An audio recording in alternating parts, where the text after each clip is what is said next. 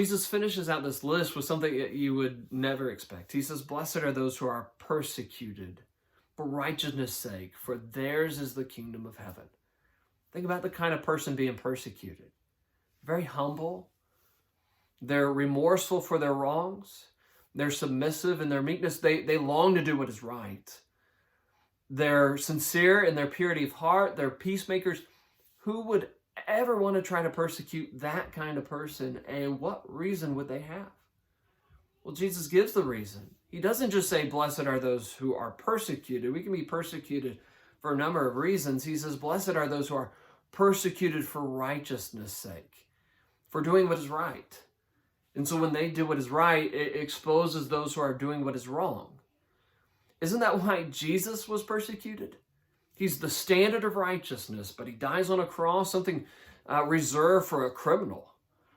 John 3 says that Jesus came into the world as a light, but men loved darkness and their deeds were evil. And they hated the light because it exposed them. John 15, Jesus says that a servant is not greater than his master. So don't be surprised that what they do to him, they're also going to do to us. Paul, who knew persecution, said that all that want to live a godly life in Christ Jesus are going to suffer persecution.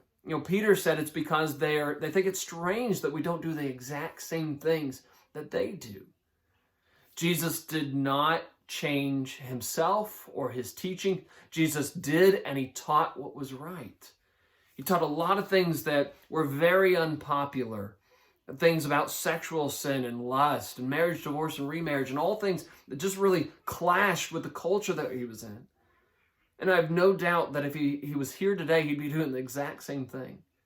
This ought to challenge our minds of what it means to follow Christ as a Christian. Christians are not to always be liked.